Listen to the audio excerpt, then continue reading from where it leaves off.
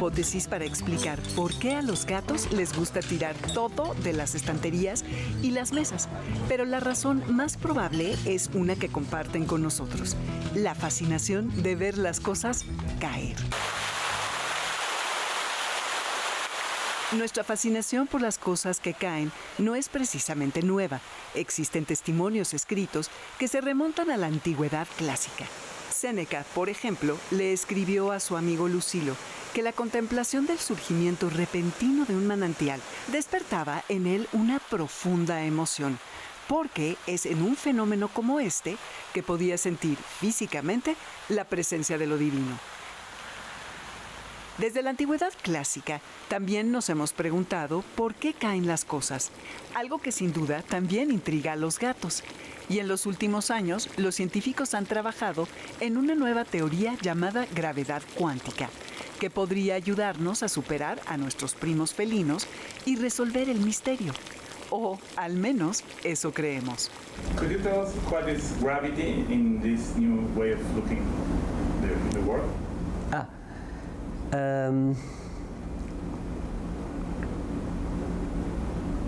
Let me think about it. It's a very good question.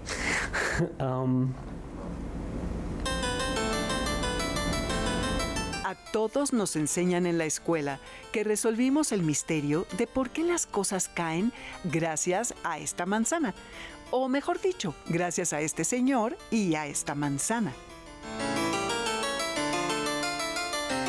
La manzana, según el filósofo Augustus de Morgan, era la diosa Minerva en forma de manzana, y el señor era Isaac Newton, quien, según Voltaire, que fue el escritor que popularizó la historia, al ver caer una manzana en su jardín, descubrió que la naturaleza tiene un mecanismo que evita que las cosas en la Tierra caigan para arriba: la fuerza de la gravedad. Pero en realidad, el propio Newton admitió que él mismo no tenía ni idea del origen de esa fuerza.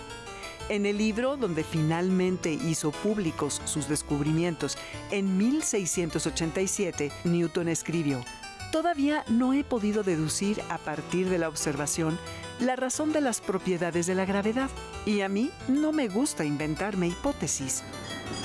Pero inventar hipótesis era precisamente lo que hacía cada mañana de 1907 el técnico segundo de la Oficina de Patentes de Berna, Suiza, mientras tomaba el tranvía camino del trabajo. 2 años antes había elaborado una novedosa hipótesis sobre el espacio y el tiempo que tenía el pequeño inconveniente de ser incompatible con la descripción que había hecho Newton de la fuerza de gravedad. Y mientras pensaba cómo solucionar el problema, de repente tuvo lo que más tarde llamaría el pensamiento más feliz de su vida. Se dio cuenta de que si las personas empezaran a saltar de los tejados, no sentirían la gravedad al caer. Gracias a esa idea, transformó su teoría del espacio y del tiempo en una teoría de la gravedad que, a diferencia de la de Newton, sí explica el fenómeno que la produce. La teoría se llama Teoría General de la Relatividad y el nombre del oficinista era Albert Einstein, que gracias a esa teoría acabó siendo más famoso que Newton. What do you think of prohibition, Professor? Ich trinke nicht, also ist mir das ganz gleich. Para finales de la década de 1920, los astrónomos habían confirmado las predicciones de la teoría de la relatividad de Einstein. Y solo 3 días antes de que los físicos más destacados de Europa posaran para esta foto, la mayoría de ellos habrían asegurado que el misterio de la gravedad finalmente había sido resuelto. Se habían reunido en Bruselas para debatir una nueva teoría que pronto desafiaría todo lo que pensábamos que sabíamos sobre el mundo, incluida la gravedad misma. La nueva teoría era la mecánica cuántica. In the 1930s, 1940s, 1950s, people discovered that they could apply these ideas of quantum mechanics, which had started up by trying to understand atoms, to almost everything, to light, to these quantum fields that describe all the various kinds of matters, to our grand unified field theories that people now use to describe all the zoo of elementary particles, etc. Each time it was sort of relatively easy to apply quantum mechanics. You get to relativity, and it just, all of the standard tricks just failed. And they've still failed. In the 21st century, we see that there is a tension between Einstein's theory of general relativity, which describes the physical world in terms of space and time and geometry, and quantum physics, which describes the microscopic world in terms of completely different mathematical objects, which are technically algebraic in nature. So if you give me any bit of physics, the two theories will describe them in a completely different way. There have been great changes in what we understand about the world in the last century, in the 20th century, and there have been two. One is Einstein's theory of general relativity, which has changed what we think about space and time. And the other is quantum mechanics that has changed what we think about matter and the way matter behaves. And these have been two major revolutions in our understanding of the world that each of them has modified our previous understanding of how the world is made. So this is great progress, except that these two are apparently, at least, in contradiction with one another. General relativity, Einstein theory, is conceived as if quantum mechanics didn't exist, and quantum mechanics conceived as if general relativity didn't exist. So now we are in a strange situation in which we don't understand the world anymore. It's like going back before Newton, in which there was a physics of the sky and a physics of the earth. Newton put everything together, and we had for centuries a consistent way of thinking the world. Now it's lost. So the problem of quantum gravity is the problem of sort of combining these two advances and giving us back a coherent picture about nature and the world. Ahora ya saben la mala noticia. En nuestro duelo privado con los gatos por descubrir quién entiende primero por qué caen las cosas, hemos vuelto a la misma situación que antes de Newton. Y para entender cómo llegamos aquí, hay que comenzar con este señor que fue el que puso en marcha la historia moderna de la gravedad. You curse and despise your crime in teaching that the earth moves and that the sun is the center of the universe. ¿Saben quién es, verdad? El científico famoso por haber inventado el telescopio. Do you? Y por murmurar, y sin embargo se mueve. I do. Bueno, en realidad no hizo ninguna de esas cosas, pero aún así, seguro que ya saben quién es. Galileo Galilei. Galileo nació en la ciudad italiana de Pisa en 1564 en una familia de músicos. Dejó la medicina por las matemáticas y, según Vincenzo Viviani, su último alumno y primer biógrafo, un día, cuando todavía era estudiante, subió los 264 escalones de la torre inclinada de Pisa. En la cima sacó de una bolsa 2 bolas hechas de diferentes materiales y, al dejarlas caer, demostró que no solo sus profesores de la Universidad de Pisa, sino también todos los filósofos que habían tratado de explicar por qué caen las cosas desde la época de Aristóteles estaban equivocados. Bueno, siendo honestos, Galileo tampoco lanzó bolas desde la torre inclinada de Pisa. Y, para ser justos, Newton tampoco descubrió la gravedad viendo caer una manzana de un árbol. Tal vez hemos inventado esas historias porque la gravedad parece tan simple a primera vista que resulta natural pensar que su secreto sería fácil de comprender. Sin embargo, la historia ha demostrado lo contrario. Precisamente porque es algo tan fundamental, la gravedad ha planteado desafíos extraordinarios a nuestra comprensión y, por eso mismo, cada vez que hemos logrado avanzar un poco en su entendimiento, nuestra concepción del mundo ha cambiado por completo.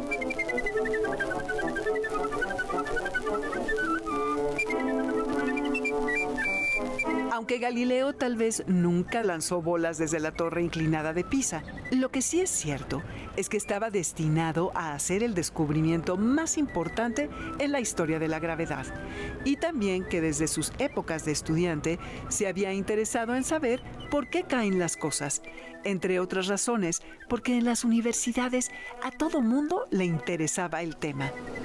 De hecho, desde la época medieval existía un famoso dicho entre filósofos: si uno no entiende el movimiento, tampoco entiende a la naturaleza. En la época de Galileo, los estudiantes de las universidades europeas aprendían que las innumerables formas en que se mueven los objetos en la Tierra podían reducirse a una combinación de dos tipos básicos de movimiento. El primero era el movimiento violento que se producía cuando un cuerpo era obligado a moverse por un agente externo, como cuando la hierba se mece por el viento.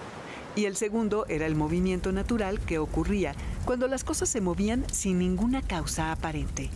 Cualquier objeto podría ser sujeto de un movimiento violento, pero el movimiento natural dividía las cosas de la Tierra en dos categorías exclusivas: las cosas que siempre subían, como el fuego y el humo, y todas las demás, que obstinadamente terminaban en el suelo.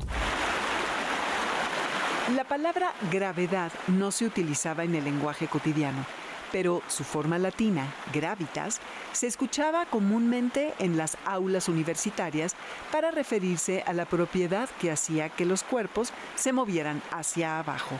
Se entendía vagamente como una especie de deseo, un apetito presente en ciertas cosas por caer, en oposición a la levedad o levitas en latín, que se entendía como una inclinación a moverse hacia arriba. Naturalmente, los filósofos sabían que explicar que las cosas caen porque tienen gravedad no los colocaba muy por encima de cualquier cosa que un gato pueda pensar sobre el tema. Así que en las universidades siempre se debatía cuál podría ser la razón. La explicación más popular en la época de Galileo se atribuía a Aristóteles. Las cosas caen porque tienen un deseo natural de estar en el centro del universo, que según su visión coincidía con el centro de la Tierra.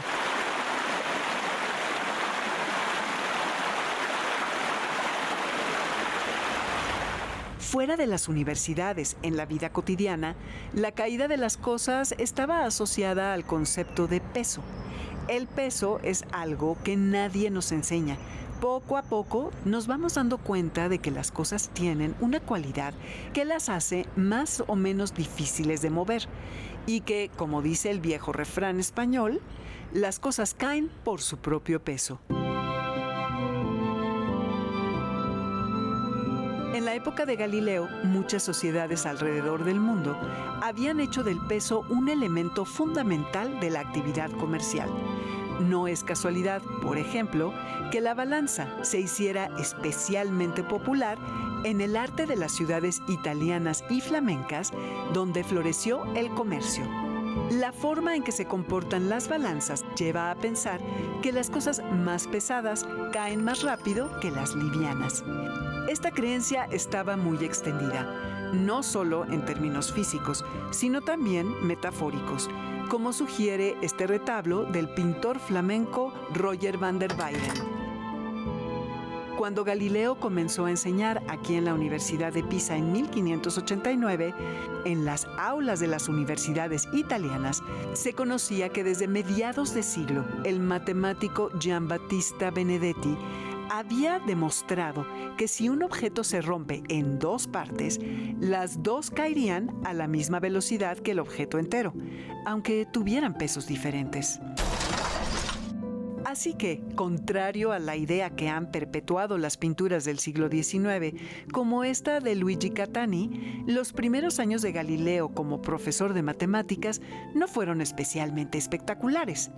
Comenzó a trabajar en un borrador de tratado sobre el movimiento, pero no hay registros de que realizara ningún experimento formal. Sin embargo, lo que comenzó a distinguir su manera de estudiar el movimiento fue su convicción de que la naturaleza es un libro escrito en el lenguaje de las matemáticas. Y no cualquier libro, sino uno en particular, Los Elementos de Euclides. Los Elementos de Euclides, escrito en Alejandría alrededor del año 30 a.C., es un compendio de todo el conocimiento matemático de la antigüedad. Y en la época de Galileo era el libro más publicado y traducido después de la Biblia. Su principal virtud reside en su estructura. Comienza con una docena de principios muy simples y evidentes, como la idea de que el todo es mayor que sus partes, o que dos líneas rectas paralelas nunca se encuentran, y gradualmente aumenta la complejidad, explicando y demostrando los problemas matemáticos más intricados conocidos por los griegos.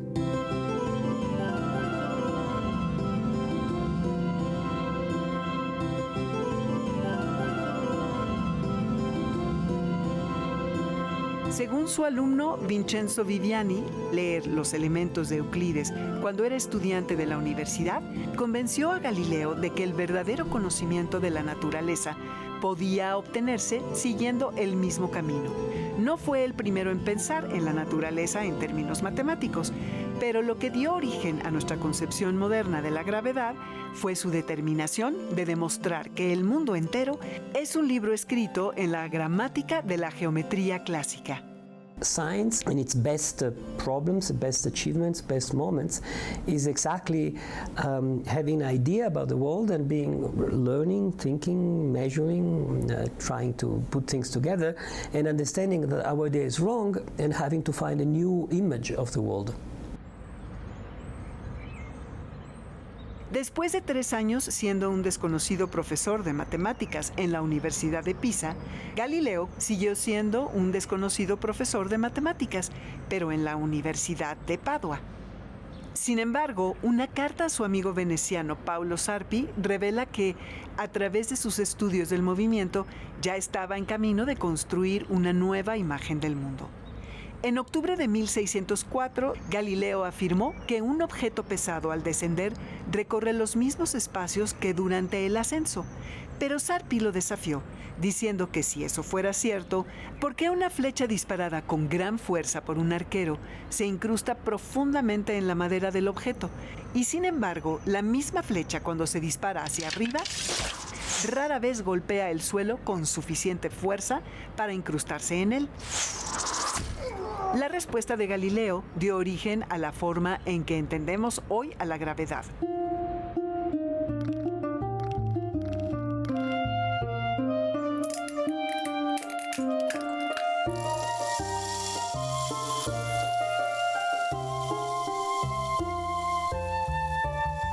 Así como empezamos a formarnos una idea de lo que es el peso desde el momento en que nacemos, también comenzamos a aprender a controlar la forma en que caen las cosas según su peso. Desde descubrir cómo dejar que el café fluya en una taza sin derramarlo, hasta caminar, que en realidad no es más que aprender a dejar que nuestro peso caiga hacia adelante una y otra vez sin terminar en el suelo.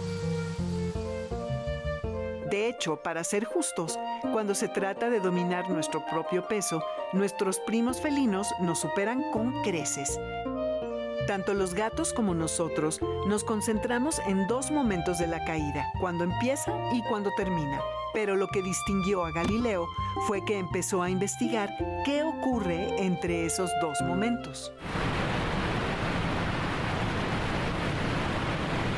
Galileo estaba convencido de que observando cómo se mueven los objetos a lo largo del tiempo, podría descubrir principios válidos para todas las cosas, equivalentes a los principios de Euclides, que son válidos para todos los objetos geométricos. Y en su respuesta a su amigo Paolo Sarpi, reveló que efectivamente tenía una solución a su pregunta sobre la flecha, porque después de muchos años de búsqueda, finalmente había hallado un principio universal para todos los cuerpos en caída libre.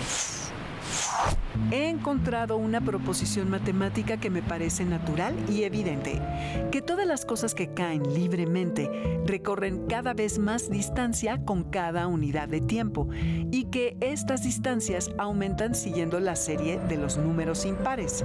Si en un intervalo un objeto en caída recorre una unidad de espacio, en el siguiente recorrerá 3, luego 5, 7, 9 y así sucesivamente hasta llegar al suelo. Hoy en día, las palabras que utilizó Galileo para explicarle su descubrimiento a Sarpi pueden parecer inusuales, pero en esencia lo que quiso decir fue que los cuerpos que caen no lo hacen de manera arbitraria. Las flechas a veces se comportaban como las describe Sarpi, porque el aire las frena. Pero si la atmósfera fuera casi inexistente, como ocurre en la Luna, dos objetos lanzados desde la misma altura, sin importar su peso o su forma, ganarían velocidad exactamente de la misma manera. Y precisamente eso fue lo que demostró la tripulación del Apolo 15 en 1971.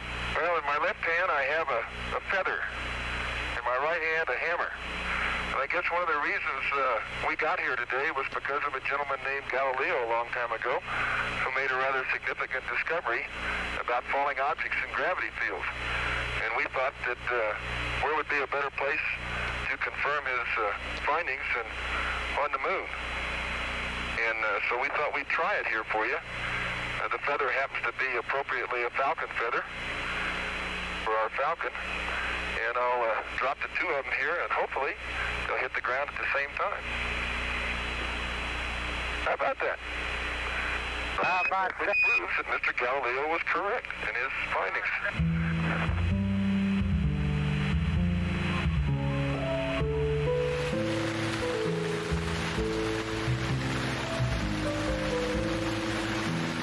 Al igual que ocurre con el peso, empezamos a formarnos una idea de la velocidad mucho antes de aprender a hablar. Desde muy pequeños podemos distinguir entre movimientos rápidos y lentos. Sin embargo, cuando caen los objetos, incluso si los vemos en cámara lenta, como estas gotas de agua, por ejemplo, es imposible discernir si su velocidad aumenta uniformemente con el tiempo y mucho menos que en cada intervalo de tiempo recorren distancias que siguen la secuencia de números impares, como descubrió Galileo. El propio Galileo nunca explicó a su amigo Paolo Sarpi cómo llegó a esa relación, y hasta hoy los historiadores no han llegado a un consenso sobre la manera en que lo hizo. Pero lo que hoy puede parecer aún más extraño es que decidió dejar de lado la escritura de su libro sobre el movimiento y enfocó todos sus esfuerzos a intentar vender un instrumento que llamó Compasso Geometrico e Militare, con la esperanza de obtener reconocimiento y hacerse rico. No logró ninguna de las dos cosas. En 1609, Galileo llevaba viviendo en Padua casi 20 años. Había decidido no divulgar sus descubrimientos sobre el movimiento y parecía destinado a terminar sus días como un respetado, aunque no precisamente famoso profesor de matemáticas. Pero una nueva carta de Paolo Sarpi puso en marcha una cadena de acontecimientos que, siglo y medio más tarde, haría que levantaran su estatua en la Prato della Valle, la gran plaza de Padua dedicada a los héroes de la ciudad. Y algo ligeramente más importante, que la historia de la gravedad pasara de la Tierra al cielo. En su carta, Sarpi le contaba a Galileo que un holandés intentaba vender al Senado veneciano un instrumento que hacía que los objetos lejanos parecieran más cercanos. No está claro si Galileo llegó a examinar uno de primera mano, pero en agosto de 1609 ya había construido su propia versión, que empezó a usar para observar el cielo nocturno, tomando notas y dibujando detalles de objetos celestes que nadie había visto antes. Al año siguiente, publicó un pequeño libro describiendo sus descubrimientos con el título de Siderius Nuncius, que usualmente se traduce como El mensajero de las estrellas. y cuya portada no dejaba lugar a duda sobre su intención principal, ganarse el favor de Cosme II de Medici, poniéndole el nombre de Medicea Sidera a su descubrimiento principal. 4 lunas que orbitaban Júpiter que ninguna persona en la Tierra había visto hasta entonces. Al duque de Toscana no le incomodó en absoluto que 4 cuerpos celestes llevaran su nombre y le envió al profesor de matemáticas una oferta para convertirse en filósofo oficial de la corte en Florencia. The position carries a salary of 1,000 florins a year for life. 1,000 florins for life? You know what this means to me? Signor Galilei. Naturalmente, Galileo Galilei no rechazó la oferta. Se trasladó a Florencia y en pocos meses la noticia de sus descubrimientos lo convirtió en el astrónomo más famoso de Europa. Durante los siguientes 20 años dejó de lado la mayoría de sus estudios sobre asuntos terrestres y cada vez dedicó más tiempo a debatir con sus rivales científicos los extraordinarios descubrimientos que estaba haciendo con su telescopio. Conviene recordar que antes de él nadie había visto la superficie de la Luna de esta manera, ni se sabía que la mancha de luz que se llamaba Vía Láctea estaba compuesta por innumerables estrellas. Sin embargo, sus ideas sobre el cielo eran bastante parecidas a las de sus contemporáneos. Aunque hoy muchos piensan que se creía que la Tierra era plana en tiempos de Galileo, la verdad es que los profesores universitarios no solo sabían que era esférica, también entendían perfectamente que la Luna orbitaba a su alrededor y podían explicar con precisión los eclipses solares y lunares. Además, reconocían que los planetas se movían en patrones regulares y predecibles y que las estrellas fijas estaban a distancias aún mayores. Dicho esto, todos coincidían en que el movimiento de los cuerpos celestes era muy diferente del de los objetos en la Tierra, por la simple razón de que los cuerpos celestes no caen al suelo. Así como desde la antigüedad nos hemos preguntado ¿por qué caen las cosas? También nos hemos preguntado, como seguramente hacen los gatos cada vez que miran la luna, ¿por qué los cuerpos celestes no lo hacen? Y en la época de Galileo, nuestras mejores explicaciones, que incluían colosales esferas de cristal y ángeles especializados en mover los planetas en círculos perfectos, no tenían muchas probabilidades de ser más correctas que cualquier cosa que puedan pensar nuestros primos felinos.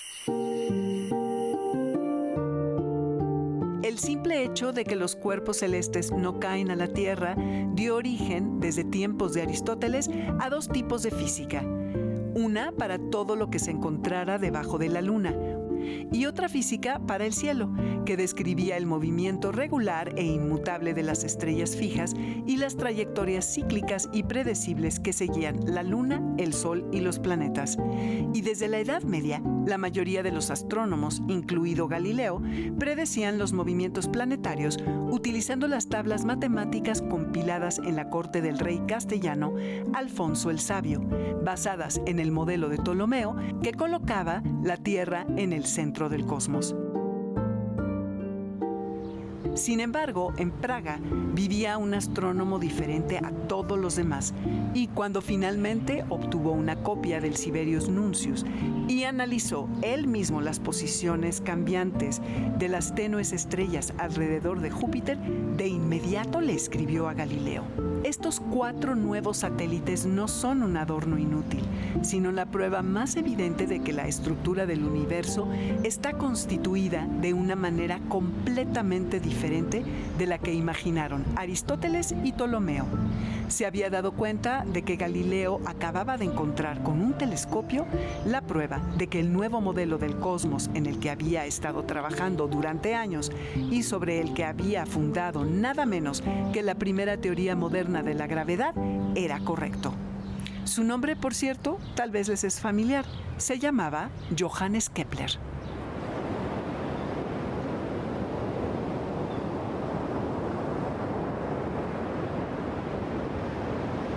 El secreto que separaba a Johannes Kepler de los demás astrónomos de su tiempo se elaboró aquí, en el estrecho marino que separa Suecia de Dinamarca, un lugar que, dicho sea de paso, Kepler nunca visitó. En 1576, cuando Kepler aún era un niño, el rey danés Federico II le concedió a Tycho Brahe, un noble danés célebre por sus habilidades matemáticas y sus observaciones astronómicas, esta isla entera para construir el observatorio más sofisticado que jamás se hubiera erigido en Europa, Uraniborg. Hoy solo quedan los cimientos del edificio principal de Uraniborg, pero en su tiempo albergó un laboratorio alquímico, un taller para fabricar instrumentos astronómicos y 2 observatorios. En esta enorme instalación, que hoy podríamos llamar un centro de investigación científica, si no fuera porque Brahe, además de matemático, era también alquimista y astrólogo, él y sus ayudantes pasaron muchos años registrando los movimientos de los planetas con los instrumentos de medición más precisos de su época. La mayoría de estos aparatos, cuyo funcionamiento y dimensiones conocemos, gracias a grabados como este, fueron diseñados o mejorados significativamente por el propio Brahe. Eran tan precisos que podían detectar variaciones tan pequeñas como 1 minuto de arco, aproximadamente el ancho de una uña del pulgar extendido a la distancia del brazo. Con ese nivel de precisión seguían las trayectorias de los planetas noche tras noche. Tras la muerte del rey Federico II, Brahe perdió el favor político y en 1597, un año después de que posara para este retrato, abandonó Dinamarca para siempre, llevando consigo las preciosas tablas que contenían 2 décadas de observaciones meticulosas de las posiciones planetarias.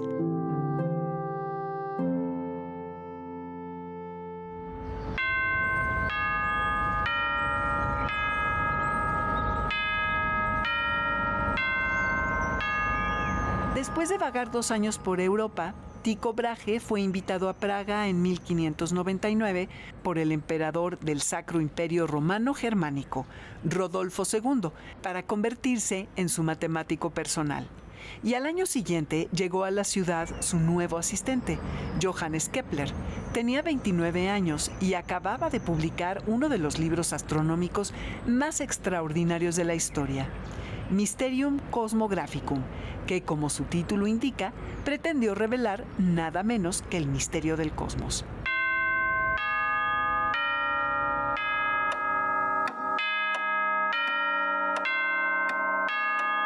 Como hacen patente sus espléndidas ilustraciones, Mysterium Cosmographicum fue la primera obra impresa que defendió abiertamente la teoría propuesta medio siglo antes por el matemático polaco Nicolás Copérnico.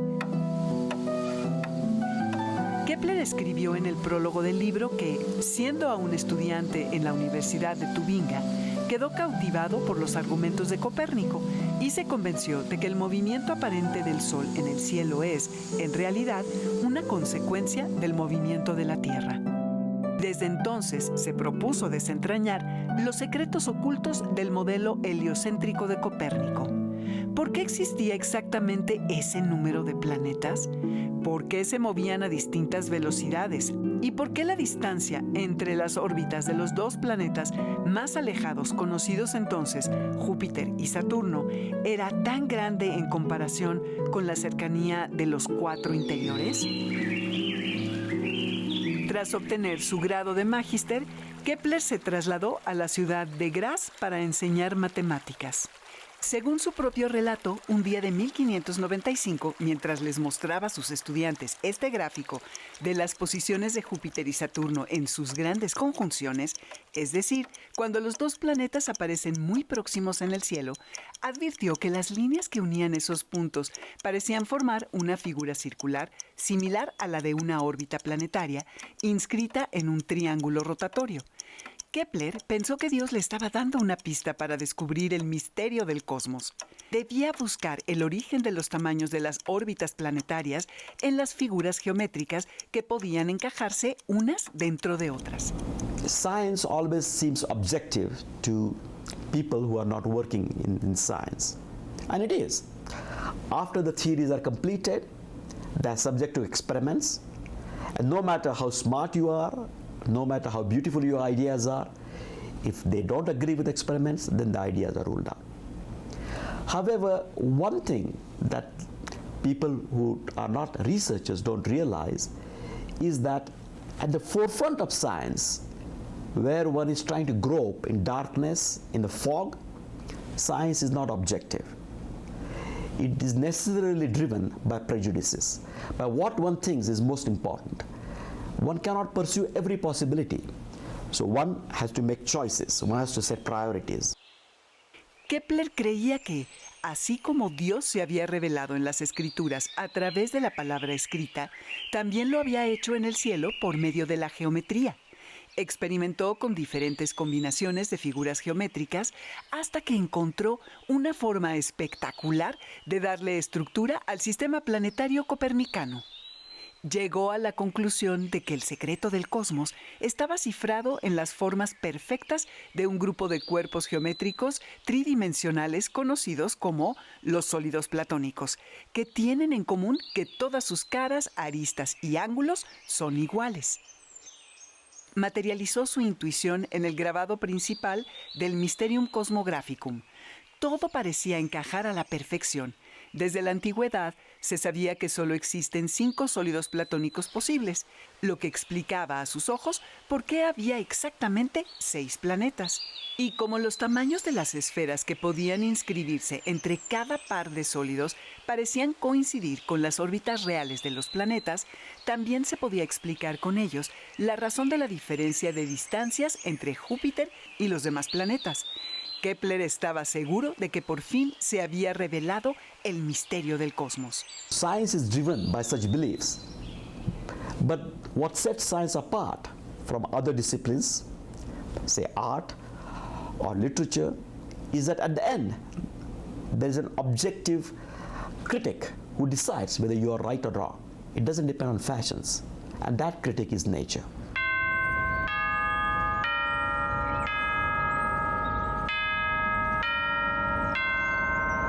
La naturaleza estaba esperando a Kepler en Praga, en forma de las precisas observaciones de los movimientos planetarios que Tycho Brahe había llevado consigo a la ciudad.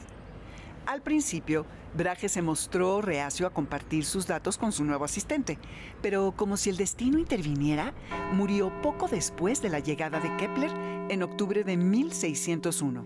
El emperador Rodolfo II nombró a Kepler sucesor de Tycho y de la noche a la mañana tuvo acceso a buena parte de los datos acumulados durante 20 años en Uraniborg para poner a prueba su teoría del cielo. 8 años más tarde, en 1609, publicó sus resultados en un libro titulado Astronomía Nova, donde tuvo que reconocer, aunque fuera implícitamente, que la hermosa estructura geométrica que había imaginado era errónea.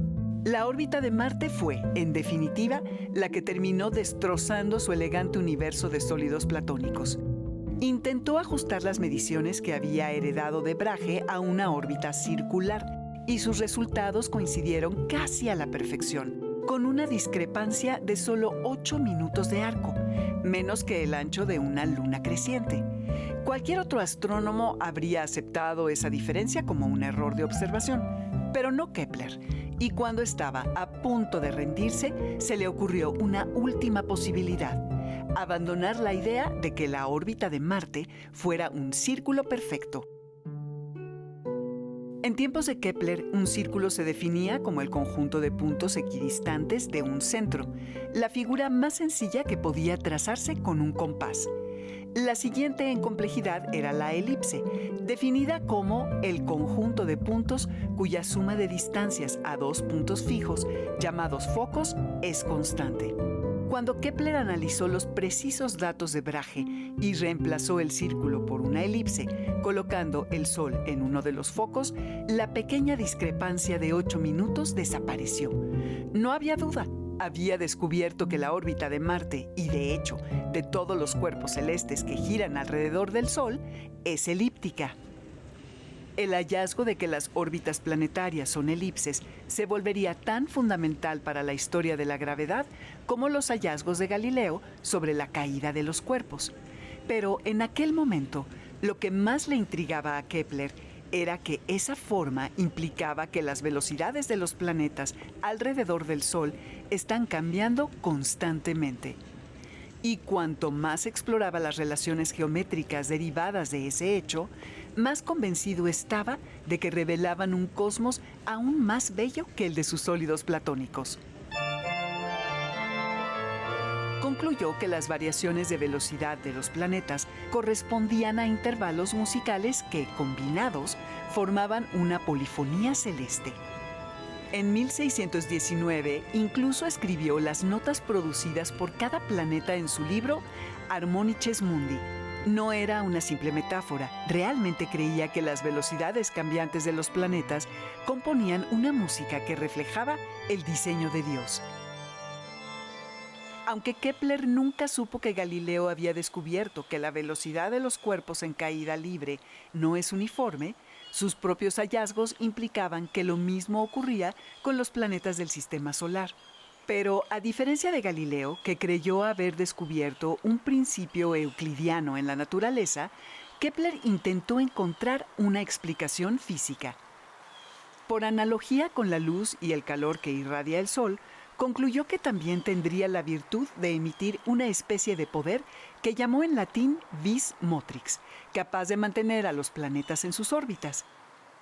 Puesto que la vis motrix era parte de la física de los cielos, Kepler creía que no afectaba a las cosas en la Tierra, pero comprendió que si nuestro planeta giraba alrededor del Sol, la gravedad no puede entenderse como una tendencia a caer hacia el centro del universo, como se pensaba desde el tiempo de Aristóteles.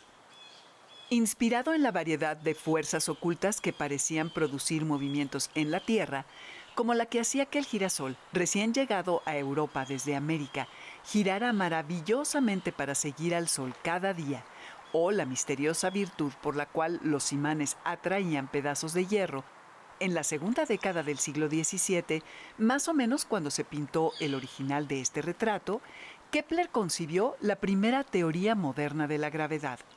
Su idea de la gravedad tiene algo de misteriosa, pero para ser honestos, en buena medida, sigue siendo la forma en que la mayoría de nosotros la seguimos imaginando.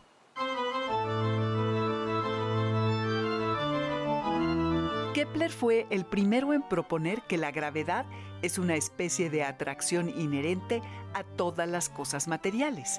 No solo la Tierra atrae a una flecha lanzada hacia arriba o a la pluma de un ave que cae lentamente.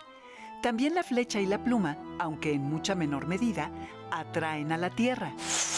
En sus palabras, la gravedad es una afección corporal, una tendencia mutua entre cuerpos afines dirigida hacia la unión o la conjunción. Cuando Galileo descubrió con su telescopio que la Luna tenía montañas y valles como la Tierra, Kepler incluyó a nuestro satélite entre los cuerpos afines que se atraen mutuamente. Fue el primero en proponer que las mareas en la Tierra eran causadas por la atracción mutua entre la Luna y las aguas del mar, y escribió que si no fuera por la vis motrix del Sol, que mantenía a la Tierra y a la Luna en sus órbitas, los dos cuerpos celestes se moverían uno hacia el otro hasta chocar. En 1618, Kepler tuvo la oportunidad de poner sus teorías a prueba cuando apareció en el cielo el objeto celeste con la peor reputación en la antigüedad, un cometa. Aunque todavía no hemos inventado una buena anécdota memorable sobre ellos, los cometas han desempeñado un papel tan importante en la historia de la gravedad como las manzanas o las personas que caen de los tejados. Aparecían de la nada, en marcado contraste con el movimiento constante del Sol, la Luna y los planetas. Pero en septiembre de 1618, cuando el primero de 3 cometas sucesivos apareció en el cielo, por primera vez en la historia, Kepler contaba con una teoría científica capaz de predecir su movimiento y, en consecuencia, revelar su naturaleza. Era un cuerpo celeste que seguía una órbita elíptica mantenida en movimiento por la vis motrix del Sol, o un espíritu afín a la Tierra atraído hacia ella por la gravedad. Diariamente, Kepler midió cuidadosamente el recorrido del cometa a través del cielo y, para su sorpresa, descubrió que no era ni una cosa ni la otra. Según sus datos, seguía una trayectoria que se alejaba de la Tierra en línea recta. Irónicamente, esta vez su fe en la observación lo engañó. Convencido de que el cometa había seguido una trayectoria rectilínea, concluyó que los cometas eran objetos celestes que solo aparecían una sola vez y luego desaparecían para siempre, porque en su opinión, en los cielos, solo movimientos circulares estaban destinados a perdurar. Además de Kepler, muchos astrónomos más observaron los movimientos de los 3 cometas de 1618 y en los años siguientes se publicaron más de 100 obras sobre el tema, incluida una de Galileo, Il Sayatore, que se puede traducir como El ensayador. El libro es famoso porque contiene uno de los pocos retratos de Galileo realizados durante su vida, aunque los historiadores prefieren olvidar lo que pensaba de los cometas. Según Galileo, los cometas eran ilusiones ópticas. No había por qué preocuparse de uno que cayera sobre la Tierra, del mismo modo que nadie teme ser aplastado por un arco iris. Tendemos a pensar que, en la ciencia, la existencia de teorías irreconciliables como las de Kepler y Galileo sobre los cometas es cosa del pasado. Pero en realidad, la situación no era muy diferente de la tensión actual entre la mecánica cuántica y la relatividad general, y revela lo difícil que es crear una teoría de la gravedad cuántica. Miren, por ejemplo, estas fotografías tomadas por el telescopio espacial Hubble. Los puntos blancos y brillantes son supernovas, explosiones de estrellas que llegan al final de su vida. Tanto la mecánica cuántica como la relatividad general ofrecen maneras de predecir el brillo de una supernova, pero sus predicciones difieren enormemente. La relatividad general predice que las supernovas deberían ser más brillantes de lo que realmente las vemos, un enigma que ha llevado a los astrofísicos a proponer la existencia de lo que hoy llamamos energía oscura. Mientras que la mecánica cuántica es aún más drástica. Algunas interpretaciones de la teoría sugieren que las supernovas, tal como las observamos, no deberían existir en absoluto. Y así como descifrar la naturaleza de los cometas fue el equivalente del problema moderno de calcular correctamente el brillo de las supernovas, el debate entre la mecánica cuántica y la relatividad general tenía su contraparte en las dos teorías que competían por describir el movimiento aparente de los planetas en el cielo. Aunque desde 1616 el Vaticano había ordenado corregir el libro de Copérnico, Galileo no pudo resistirse a participar en el debate. En 1632 publicó en Florencia su diálogo sobre los 2 máximos sistemas del mundo, una obra en la que 3 personajes comparan los 2 sistemas de manera imparcial. Sin embargo, el defensor del viejo sistema geocéntrico, llamado Simplicio, un hombre que ya daba que pensar, repetía algunos argumentos que había formulado el propio Papa. Y como era de esperar, al año siguiente Galileo tuvo que vérselas con el Santo Oficio de la Inquisición. Ninguna película sobre Galileo está completa sin el inevitable clímax de su famoso juicio, donde invariablemente se le ve abjurando de la idea de que la Tierra gira alrededor del Sol. Eso, por cierto, sí fue verdad. También se le prohibió enseñar o difundir las ideas de Copérnico y fue condenado a pasar el resto de su vida bajo arresto domiciliario. Pero, contrariamente al mito popular, las consecuencias del juicio no pusieron fin a su carrera científica. De hecho, resultaron cruciales para la historia de la gravedad, porque gracias a ellas retomó los estudios sobre el movimiento que había abandonado para dedicarse a la astronomía.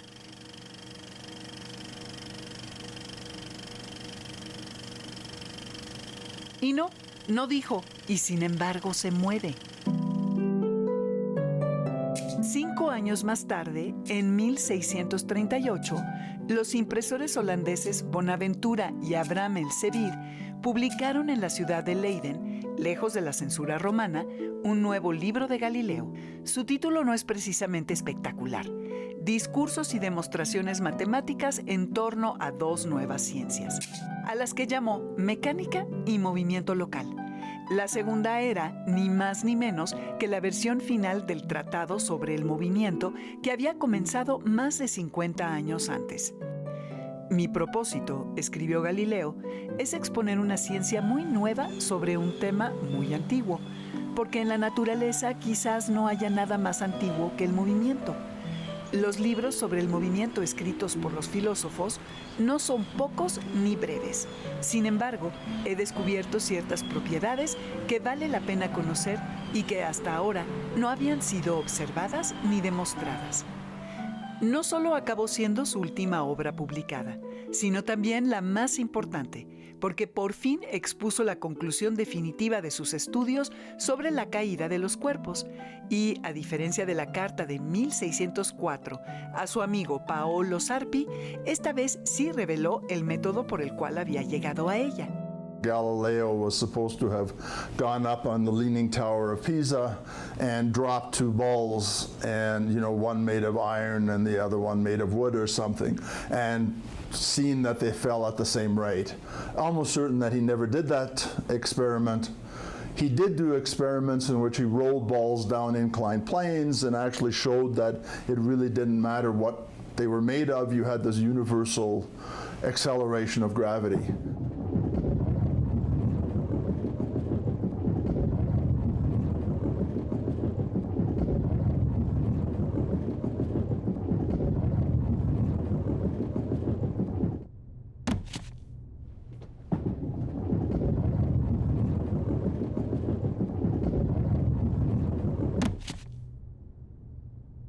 A pesar de su aparente sencillez, lo que están viendo es el experimento más importante en la historia de la gravedad. Galileo lo describió con detalle meticuloso en su libro. Construyó un canal de madera de 12 codos de largo, unos 5 metros, y lo colocó como un plano inclinado. Desde el punto más alto dejó caer una bola pulida de cobre y midió el tiempo que tardaba en recorrer toda la longitud del canal. Luego midió el tiempo que requería para cubrir una cuarta parte de esa distancia y descubrió que no era una cuarta parte del tiempo total como había imaginado, sino exactamente la mitad.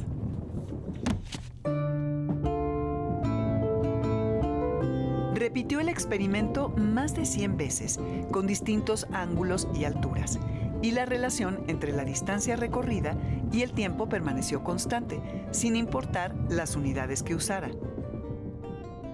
Es decir, si en la primera unidad de tiempo la bola recorría una unidad de distancia, en la segunda recorría 1 más 3, es decir, 4 unidades en total. En la tercera unidad de tiempo, la bola recorría 1 más 3 más 5 unidades de distancia, 9 unidades en total. Y en la cuarta, 1 más 3 más 5 más 7, 16 unidades de distancia y así sucesivamente. Si aumentaba el ángulo del plano inclinado, la bola recorría las distancias en menos tiempo, pero la relación seguía siendo la misma. Y ahora escuchen con atención lo que ocurre cuando la bola cae libremente.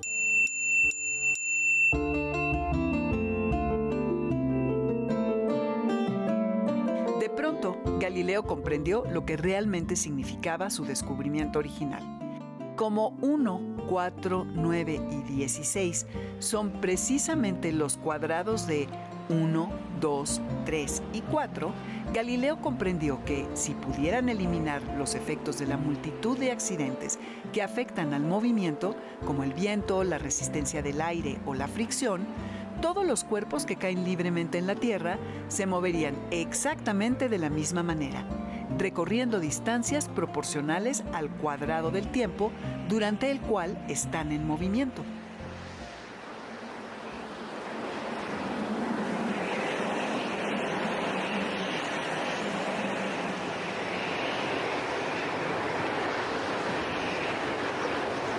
Pero el significado más profundo de ese descubrimiento se revela cuando se considera lo que significaba la proporción matemática en la época de Galileo. Que dos fenómenos naturales estuvieran vinculados por una proporción implicaba que entre ellos existía una conexión real y objetiva. Lo que nos están diciendo las cosas de la Tierra que se mueven de manera natural es que el tiempo y el espacio, que percibimos como dos cosas completamente diferentes, no son, en realidad, independientes.